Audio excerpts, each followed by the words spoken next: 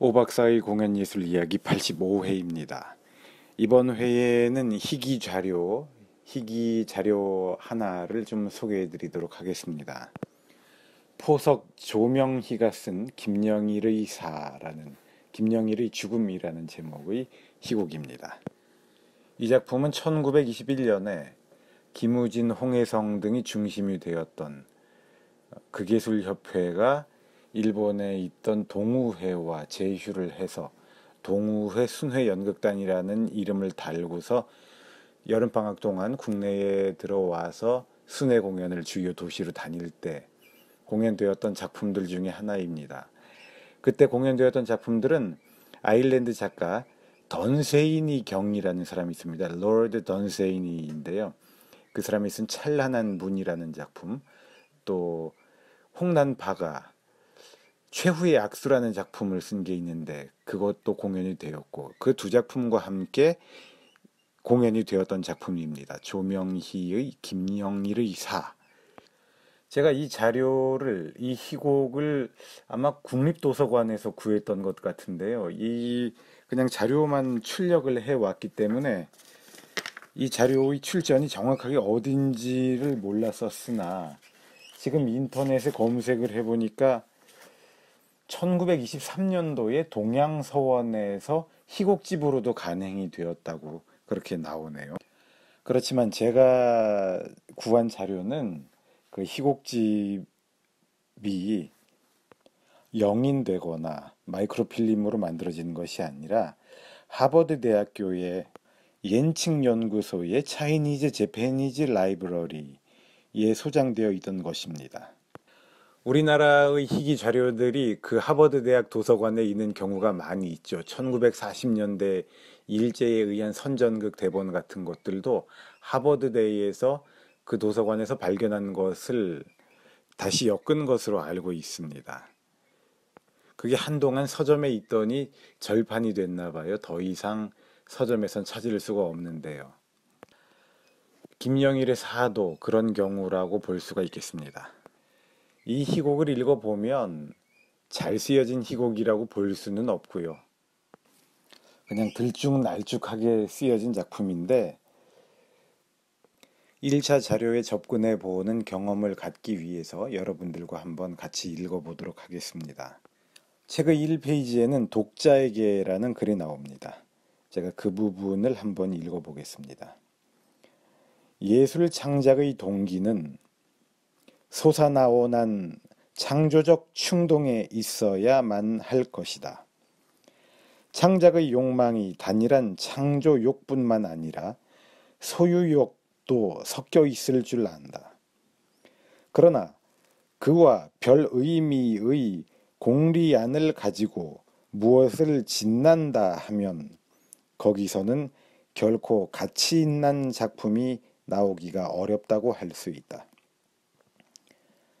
작품은 작가 동우회 극단이 각본 난구의 사정으로 절박히 지낼 때에 희곡을 쓰기에는 너무도 여러 가지 점으로 부족한 작자가 더구나 촉급한 단시일에 허둥지둥 써서 집어던진 작품을 가지고 동극단이 무대에 상연케 된 것이라. 그것만 보아도 작품의 가치와 예술 창작의 불성실함을 알 것이라. 이 작품에 대하여 난 과연 자신도 부족하노라. 그러나 기왕 상연까지 된 작품이므로 여러 가지 거리킴을 무릅쓰고 그대로 발표하노라. 또는 표정에 노력한 친우 남준우 군에게 감사하노라. 1920년 12월 21일 작자. 검열의 제의 과목의 중요한 부분은 전부 삭제를 당하다시피 되었으므로 어떠한 곳은 그대로 두고 어떠한 곳 다대처은 한한 수 없이 힘없는 말로 간신히 교정하여 재차 검열을 치르게 됨. 네. 좀 전에 표정이라는 말이 나왔는데 그것은 겉표자에다가 그림 족자 정자가 쓰인 걸로 봐서 이 책 표지를 그린 사람이 남준호라는 분이었던 것 같습니다. 제가 가지고 있는 자료에는 이 책의 표지까지 나와 있지는 않는데요. 인터넷에 검색을 해 보시면 이 책의 표지도 보실 수가 있습니다. 그러면 김영일의 사의 희곡을 처음부터 읽어보도록 하겠습니다. 희곡 김영일의 사 삼막사장 조명희작 서사 무궁으로부터 무궁으로 이는 때의 실마리 영겁으로부터 영겁으로 흐르난 생명의 물결 그 사나운 바다 위에 한갓 붉은 살덩이로 쌓아나가는 자 오직 인생이 아닌가. 열화보다 더운 생명의 불꽃 홍화보다 붉은 뛰는 피 진리의 궁전으로 애의 왕국으로 쉬지 않고 돌진하려는 힘 한갓 인생의 휘날리는 행진기가 아닌가. 흐르는 물 사라지는 빛 달리는 구름 치는 물결 바람은 몇 번이나 일며 꽃은 몇 변이나 전노 참 볕에 뛰놀고 지난 해에 울며 감람수하에 단꿈이 뒤놈난 윤회 선풍에 사로져 굴리난 비희극의 필름이 쉴새가 있으랴. 사람은 사람과 싸우고 자기는 자기와 싸워 영은 육에 대하여 전쟁하고 육은 영에 대하여 전쟁하여 싸우고 싸워 쉬지 않는 전쟁이 그칠 날이 있으랴. 생은 비극, 인쇄는 전쟁장, 사람은 전사, 사람은 아니 싸우지 못할 운명을 가졌나. 궁극 운명에 대한 악전이 아닌가. 악하기 사갈 같은 무리는 명리의 항에 출몰하고 추하기 들돛 같은 무리는 육의 향기에 취하여 잠들었다. 약하고 불쌍한 사람들은 모진 칼날에 넘어지고 순결하고 착한 사람은 시러기통에 팡조각도 구할 수 없으니 이것이 사람의 죄인가 운명의 죄인가 또는 세상의 죄인가. 이것이 언제까지 이러고 말 것인가. 아니다. 우리는 의분의 피가 끓고 정의의 기가 날리며 인도의 길이 열릴 때에 우리는 푸른 하나를 가리쳐 맹세하고 땅을 구르며 부르짖음. 그 다음에 사이간자가 찍혀 있습니다.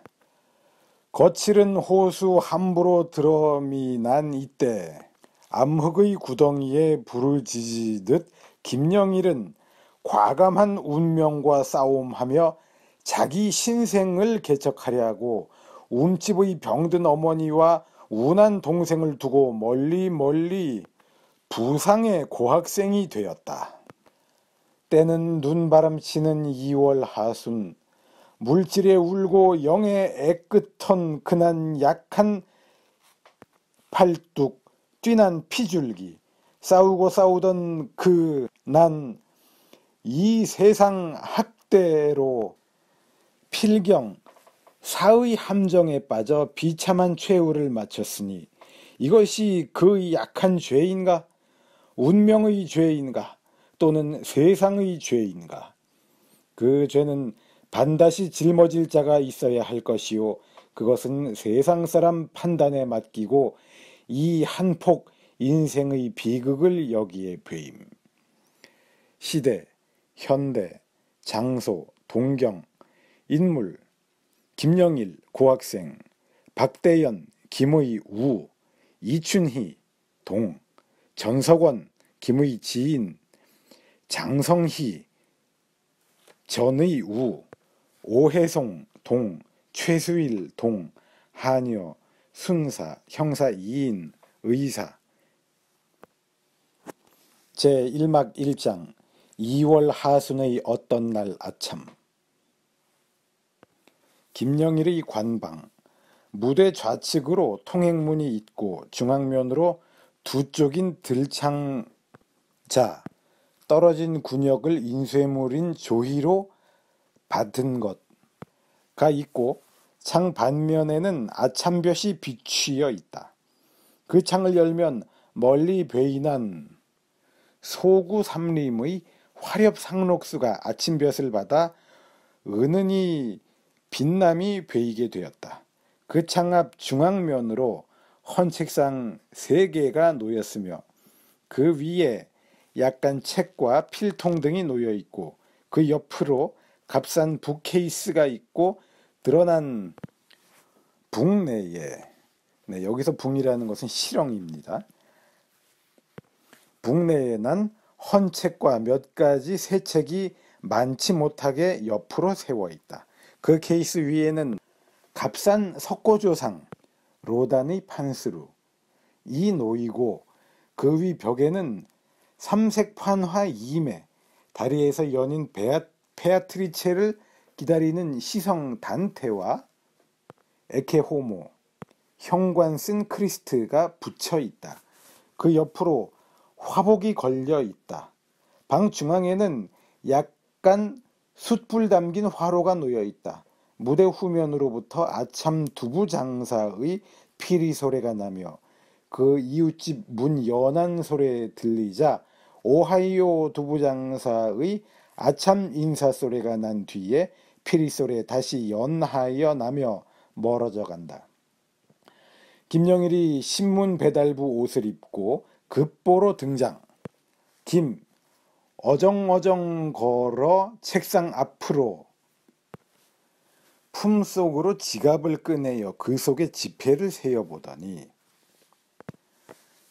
이러고 나면 드디어 김영일의 첫 대사가 시작됩니다. 김영일은 전석원의 지갑을 주워가지고 그 안에서 돈을 발견하게 되죠. 그러면서 가난한 유학생과 부자 유학생의 갈등이 발생하게 됩니다.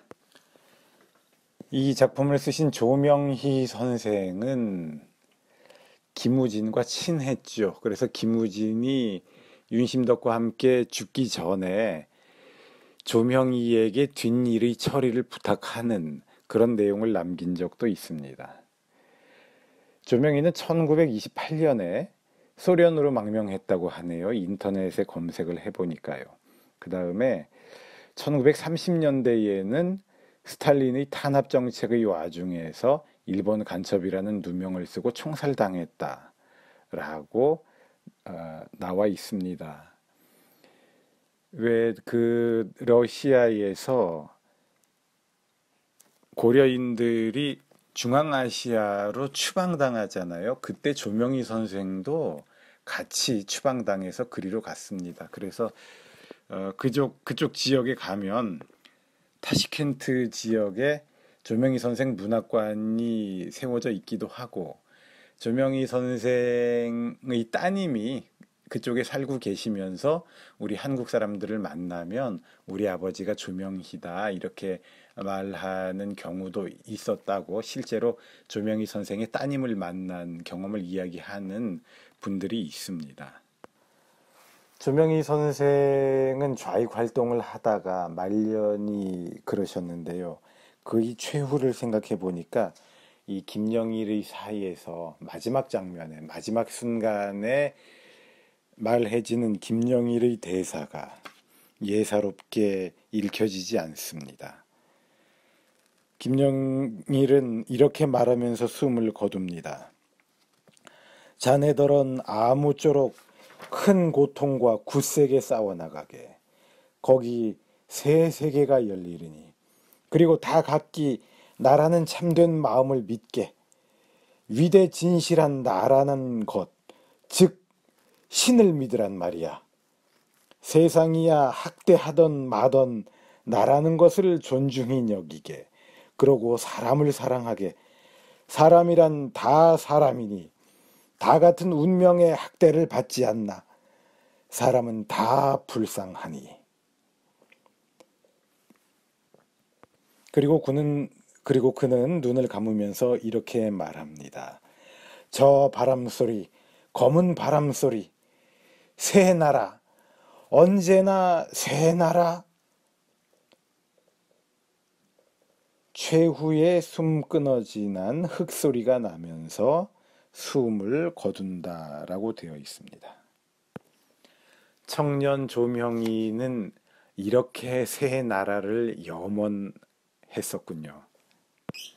순진하고 순수하고 또 순결하게 민족의 미래를 걱정했던, 그러면서 힘들게 알바하면서 공부했던 그 당시의 유학생들의 모습을 눈앞에 그려보니 마음이 숙연해지는 것 같습니다. 5박 4일 공연예술 이야기 85회였습니다.